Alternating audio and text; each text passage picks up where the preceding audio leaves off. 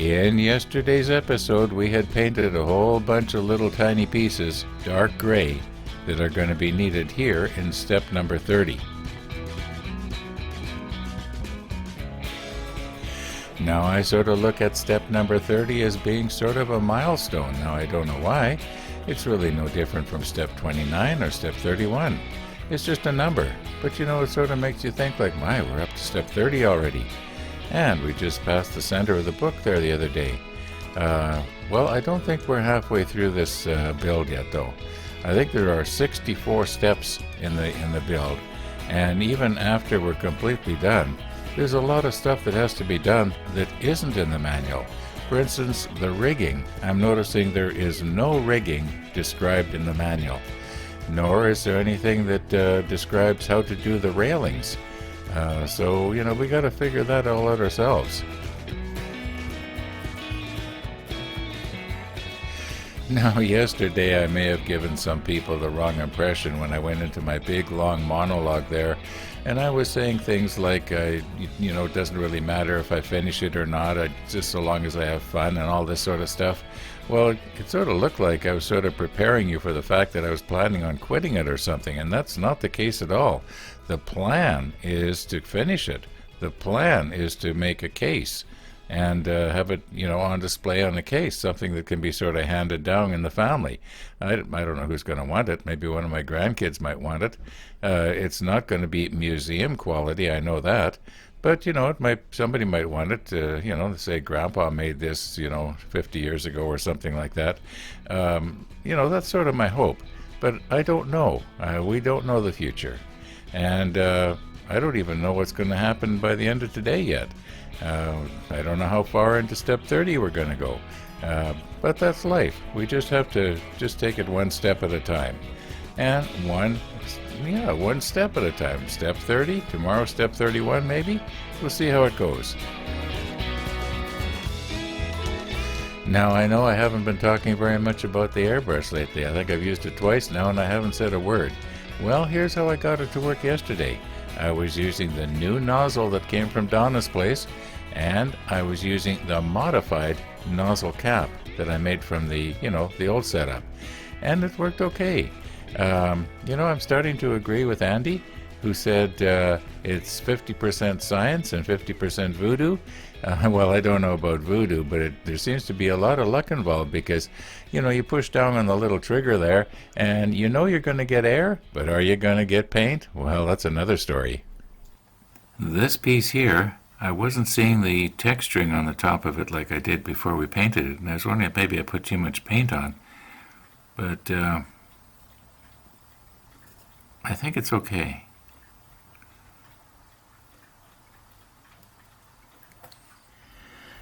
Now these little pieces here, I want to be very careful that I don't touch them on the top, only on the bottom. I'm sort of prying them loose here because they will scratch. And I'm noticing that, oh, did you see that? I just hardly touched it.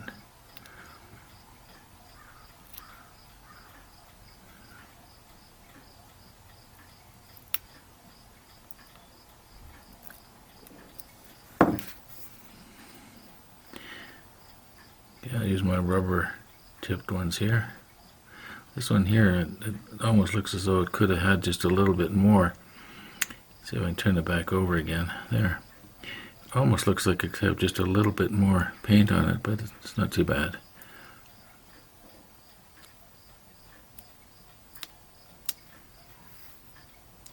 The rubber shouldn't scratch it, although it kind of does. Yeah, I'm going to be really careful with these.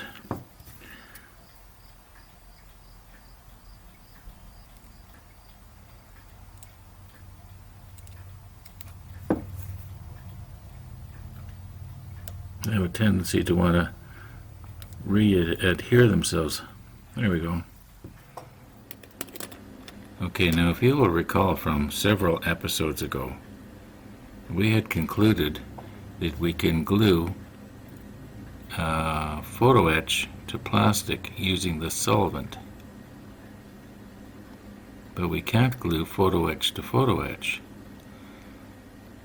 So what I'm trying to do here is make it sticky. Notice how it's dissolving into my brush, the paint that is.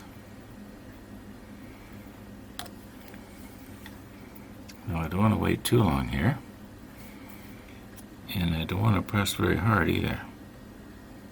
Just a little bit there.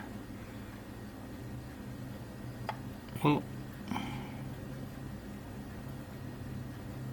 no, won't work. I'm gonna have to think of something else here.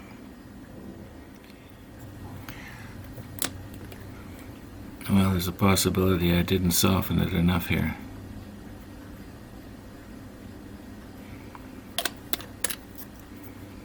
Now, if I can get that on there before it evaporates, and right now you can't see it, it's off camera, but I'm just barely touching it with the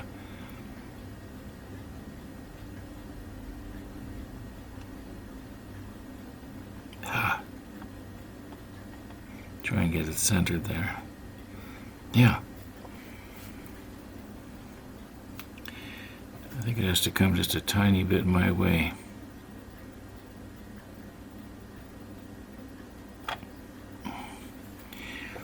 Obviously I haven't got this piece fastened down yet. I know that I showed this once before, but this is just a reminder of what this is supposed to look like. Anyway, now if I can just do the other two the same way.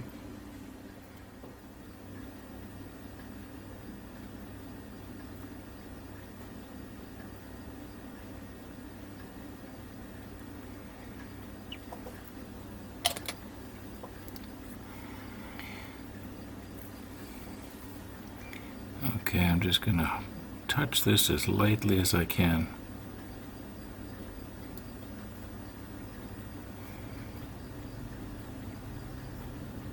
There.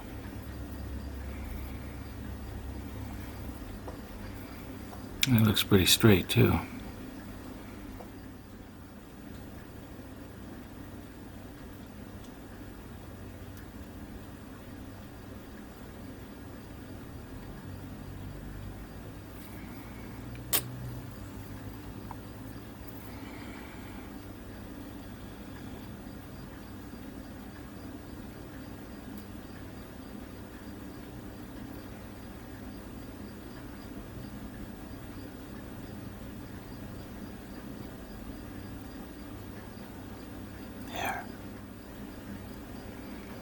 Maybe I should go down just a little.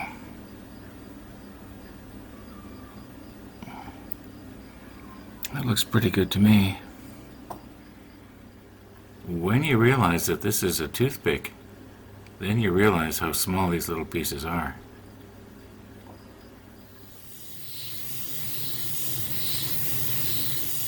This was my second attempt. The first time the paint was too thick and it just wouldn't spray, but once I thinned it out, it sprayed a lot better.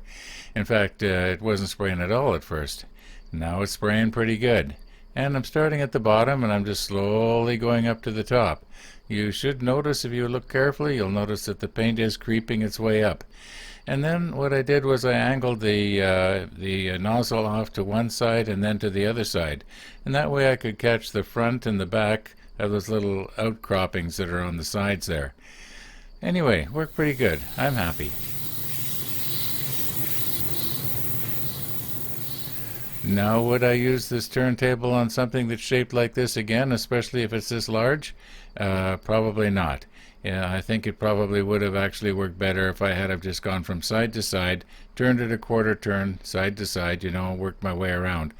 But I want to try this. This piece is just too, I guess you might call it undulated.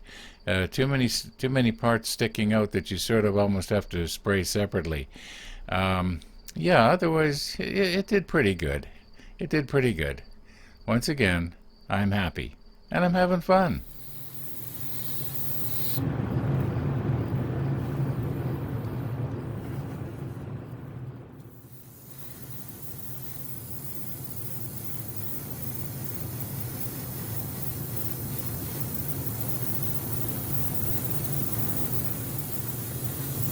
Now, for some reason, it looks as though there's no paint going on it, but there was. We'll take a look at it from another angle later. This is one of those things that if I don't talk about it while I'm thinking about it, well, I'm probably going to forget about it. So here we go. Now, this will not always work. In fact, it will only work if your little part is attached to the sprue via the peg that has to go into the hole on the deck. Okay, I was nipping them, somewhere like here, and then before I painted, I would cut it here. What would be wrong with cutting it, back here, leaving this piece attached, and fasten it to, whatever you were going to paint, if you're going to spray it, you'd have a big wide base to fasten it down to here, and then afterwards, after it was painted, then cut it right here. But like I say, it will only work as long as it's fastened to the sprue via the peg that is going to go into the hole on the deck or wherever. Just a thought.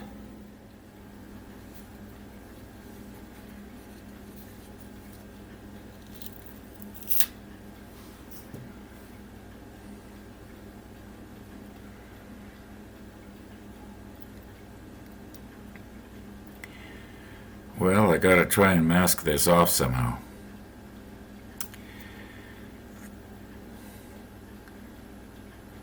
If you look at the bottom, you can sort of see that it was painted.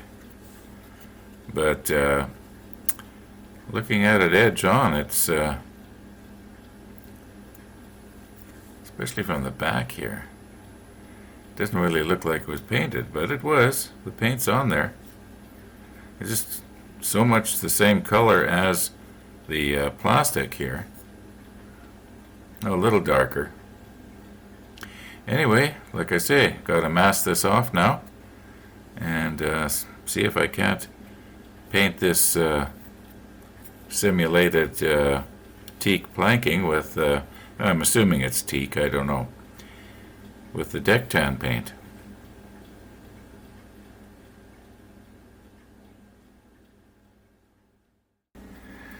Now I'm getting a little bit ahead of myself here. We still haven't finished this step right here. Then we'll move on to this step. Got these little guys that have to go on the sides.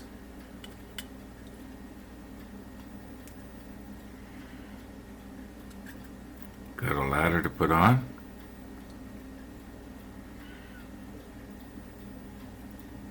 Got a couple of life rafts here that have to go on. After the life raft holders are put on. What else do we need here? Okay, that. Need a couple of guns.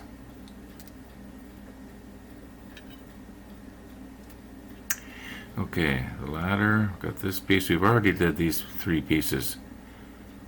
And this little guy right here. Some sort of a periscope type thing, I guess. Alright, I think I've got everything.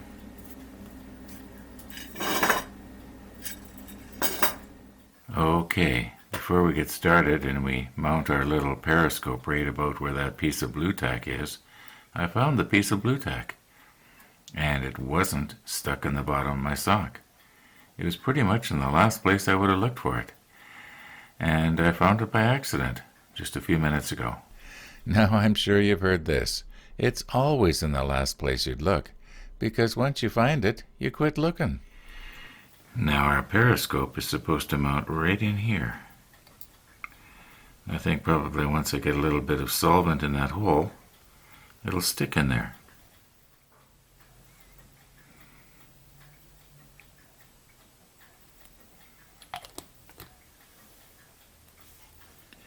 Okay, now I want to make sure I have this thing facing forward.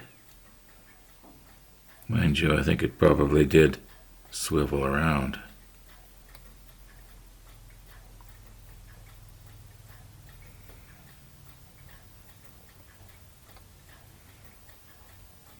think that's okay.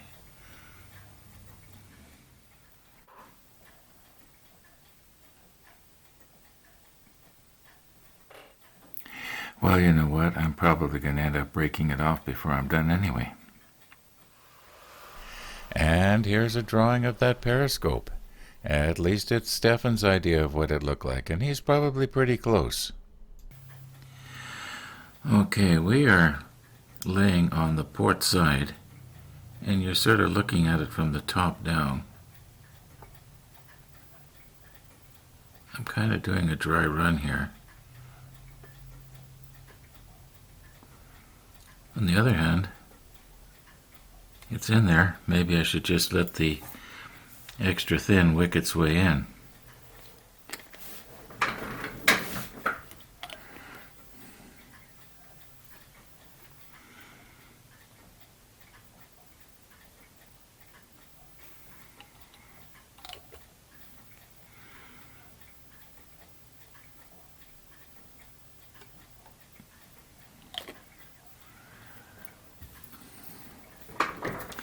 Now I'm just going to try and gently rock it so that the solidified, or rather the liquefied plastic will sort of mix together.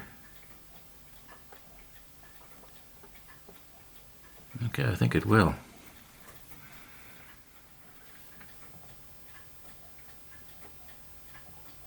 Okay, just make sure it's straight. And I'm going to put the extra thin in from the back.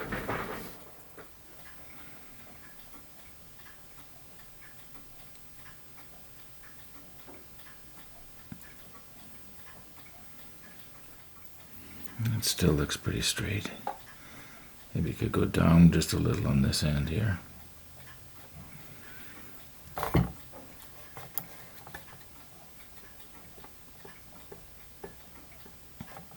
I know every little bump and vibration is multiplied about 200 times because we're looking at it so close, but no, I think that's going to be all right. Now you're still looking at the same side, it's just that right now it's right side up.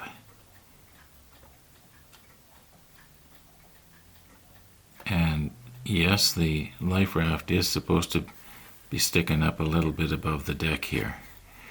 And this time I'm going to try to not put in so much extra thin that it just, well, I don't think I need as much as I was doing there. I think maybe what I'll do is I can maybe rock it forward a little bit like this, put it in behind, and then go back. That might be all that's necessary.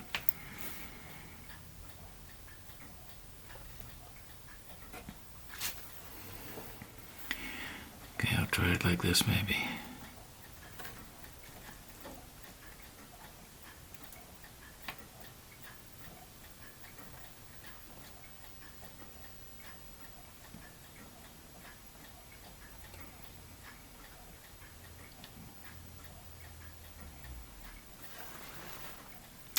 Yeah, I think that'll be all right. Now the other side of this superstructure is pretty much a mirror image, so we just got to do it again. You know, I'm noticing that this thing is not centered here. Maybe.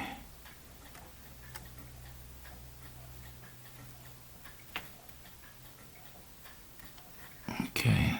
Now, let me check the monitor again. I think it's a little better. I got rubber marks on the life raft now. I just can't win. Now I have done the other side pretty much the same way, and I'm leaving it laying on its side.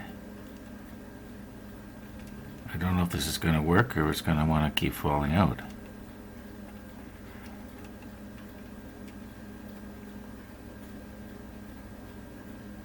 Now if I could glue it just like that, I don't know if that's going to work or not.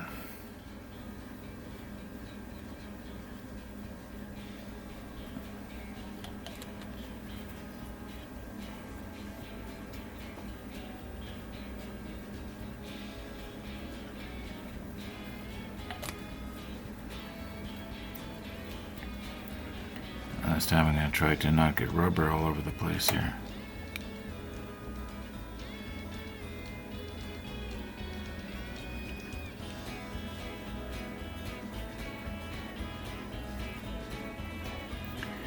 Well, yeah, give that a try. Now I'm going to zoom down here a little bit. I want to show you a bit of a problem. Okay, here's the one that we did before. And because it was laying on the double-sided tape with the back down, obviously the spray didn't get in there. So, yeah, gonna have to touch that up with a brush, I guess. Well, that'll give me an excuse to get rid of the rubber that I put on the other side here. Once again, the day has gotten away on me, and we'll be putting some more little parts on in tomorrow's episode. So, thanks for watching, and all being well, we'll see you tomorrow.